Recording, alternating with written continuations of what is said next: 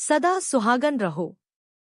मीना की दादी गांव से आई तो मीना की मां किरण ने जैसे अपनी सास के पैरों को हाथ लगाया तो उसकी सास ने किरण को सदा सुहागन रहो का आशीर्वाद दिया।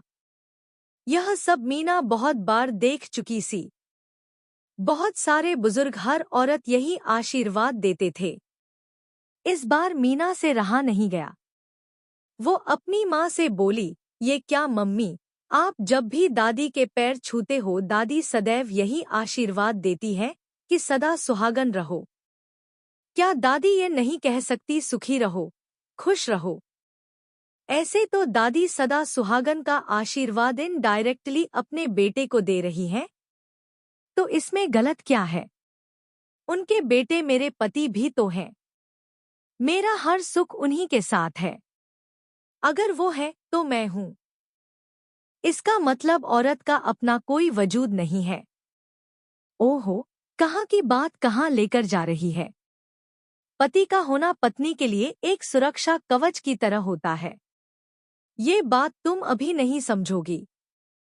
लेकिन मम्मी, लेकिन वेकिन कुछ नहीं। मेरे पास तुम्हारे फालतू सवालों का जवाब नहीं। जाकर अपनी पढ़ाई करो। मीना अपने कमरे चली गई। कमरे में जाकर खुद से बातें करने लगी। ये भी कोई बात हुई। पति न हो गया भगवान हो गया। सारा दिन पीछे पीछे घूमते रहो। पसंद की सब्जी बनाओ, व्रत रखो, कहीं जाना हो तो पूछ कर जाओ। औरत को किस बात की आजादी है फिर? आशीर्वाद भी ऐसे मिले कि सीधे सीधे पति के नाम हो। हाँ, मैं तो नहीं मानूंगी। हर बात बराबर की बनकर रहूंगी। पुराने सब बातें मैं नहीं मानूंगी। अगर इज्जत मिलेगी तो ही इज्जत दूंगी, नहीं तो एक की चार सुनाऊंगी। हमेशा ऐसी बातें सोचने और करने वाली मीना की भी एक दिन शादी हो गई। उसका पति नील उसे सिर आंखों पर रखता।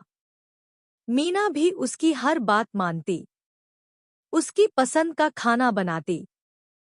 जो कपड़े नील मीना के लिए पसंद करता वही मीना की पसंद बन जाती। अब जब भी किरण फोन करती तो मीना अपनी बातें कम नील की बातें ज्यादा करती। किरण यह सोचकर मुस्कराने लगती। जो बेटी हमेशा कहती थी, औरत का भला पति के बिना कोई वजूद ही नहीं है, आज उसी बेटी का पति उसकी पूरी दुनिया बना हुआ है। बेटी जमाई एक साथ बहुत खुश थे। यह सोच किरण बहुत खुश थी। एक साल बाद उनकी खुशियां दुगनी हो गईं। जब उनके घर एक प्यारे से बेटे अंश ने जन्म लिया। अंश अभी 1 साल का भी नहीं हुआ था। नील के साथ एक हादसा हो गया। उसको बहुत चोटें लगी।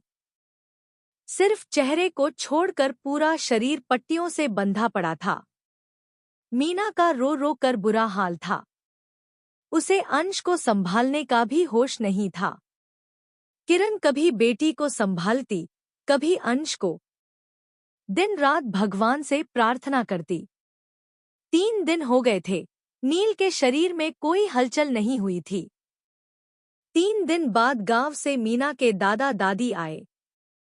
मीना भागकर उनके पास गई और उनके पैरों में गिर पड़ी। दादी ने उठाने की बहुत कोशिश की। मीना गिड़गिड़ाने लगी। दादी, मुझे भी वह आशीर्वाद दीजिए जो आप मम्मी को देती थी। बेटी की ऐसी हालत देखकर किरण की रुलाई छूट गई। दादी भी रोने लगी और रोती हुई आवाज में दादी ने पोती के सिर पर हाथ रखते हुए कहा, सदा सुहागन रह मेरी बच्ची, सदा सुहागन रह। दादी का इतना कहना था कि नर्स आकर बोली, मरीज के शरीर में हरकत हुई है। सबकी आंखों में एक चमक आ गई। मीना भी अब आशीर्वाद की ताकत को समझ गई थी। उसने दादी को गले लगाया और बोली, धन्यवाद दादी, और भागकर नील के कमरे की तरफ चली गई। वह आशीर्वाद की ताकत देख चुकी थी।